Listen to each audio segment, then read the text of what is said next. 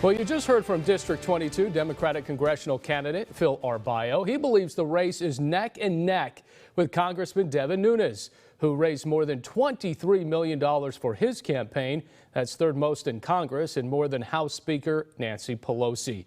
And that's where we begin with our panel this week. We're going to take roll call. CEO for Code America, former national political advisor for Hillary Clinton's 2016 presidential campaign, and former gubernatorial candidate Amanda Renteria is here. Also, Fox News contributor, author, former California U.S. Senate candidate, and former California GOP chair Tom Del Beccaro also here. So, Tom, I'm going to let you have first dibs here because I know you are good friends with Congressman Nunes. So is Nunes actually worried about Phil Arbaio? Do you actually believe this new poll and that this race is neck and neck? Well, I think Devin doesn't take anything for granted. He's a hard worker.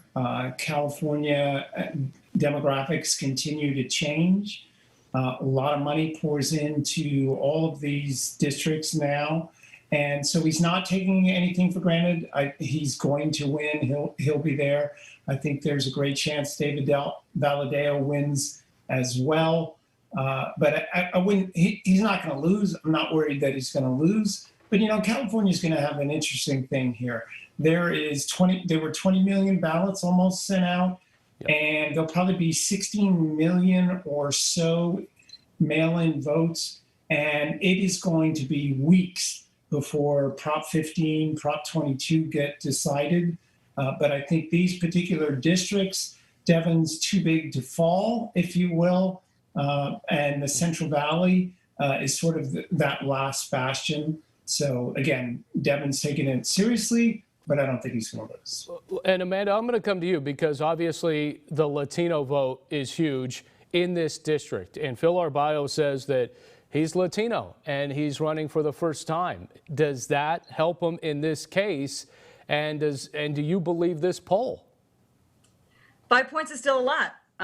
That's still not winning, right? And so it's important to understand sort of where this race is, even at this moment. But what you are seeing around the country, what you are seeing in the Valley is people are fired up. The Latino community is fired up. There's no doubt that when President Trump goes on a debate stage and says that Mexicans have brought over people with low IQs or criminals and rapists, yeah, that fires up a base in a different way. It fires up Latino communities in a different way. And so we're going to see exactly what kind of excitement and energy there is out there. And that's really going to have an impact on not just the race that Nunes is in, but the Valadao race and the McCarthy race all throughout the Central Valley. And I got to tell you, people don't want to lose their health care. This conversation about pre-existing conditions and the fact that Nunes, Valadao, and McCarthy have all voted against it right now during a pandemic, really thinking about who's really fighting for you. You know, I think people are tuned in a way that they never have before and are going to be watching for those kinds of things. How's it going to affect my life?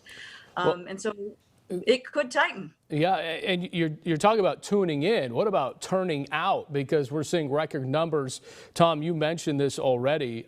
More than 21 million ballots headed out to California. We've already seen almost 8.5 million vote in California, close to 70 million across the country already. So the voter turnout, though, does this bode well for Biden right now, or does this bode well for President Trump?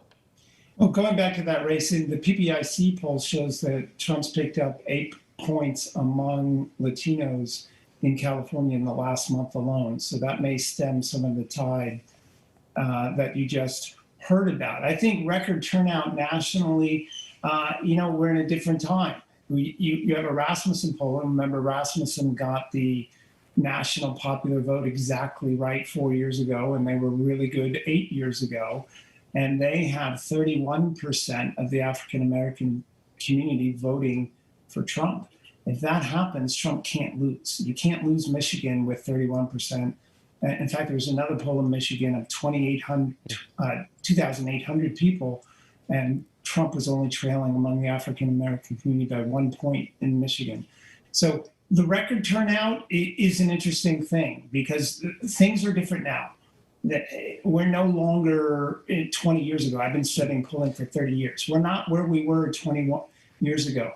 And, I wrote the book, The Divided Era. The intensity that she talked about is real on both sides, but not necessarily for Biden. And maybe the lower down ticket. He has the worst enthusiasm rating of any major candidate. Trump's up 20 points on enthusiasm over him. So if there's record turnout, I'm not worried that whether or not Trump's going to win. I'm still predicting he's going to win. He's going to win Florida, Pennsylvania, Ohio. Amanda, let me get your thoughts on this real quick because we got some predictions to get to. So go ahead.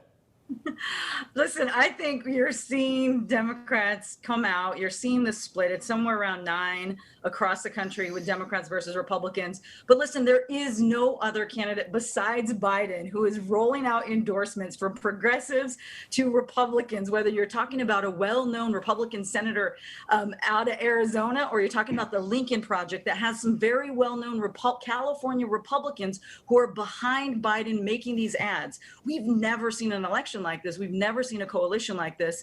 That bodes well that people are fired up for that coalition and what the power of the collective is right now. And I think that's what we're seeing now, and I think we will continue to see that momentum all the way through. All right, I got 30 seconds here, and I really want to get this in. Amanda, we'll start with you. Prediction and a shocker or a surprise on election night. Maybe it's one and the same. What do you have? So this isn't fair. I was on the campaign in 2016. Right. We don't make predictions. I think it will be very interesting. And I think we could actually have some news on the Senate, particularly in Georgia, early on. All right. Tom, what do you got? Trump wins. He not only wins Pennsylvania, but I think there's a lot of talk about Democrats worried about losing Minnesota as well. Trump wins again. All right. Hey, we're just getting started here on Sunday Morning Matters, so both of you hang tight. We got a lot more to come. Coming up, the final recommendations are in, but will Fresno City Council really adopt the Police Reform Commission's 73 proposals? The chair of the commission, Oliver Baines, joins me next.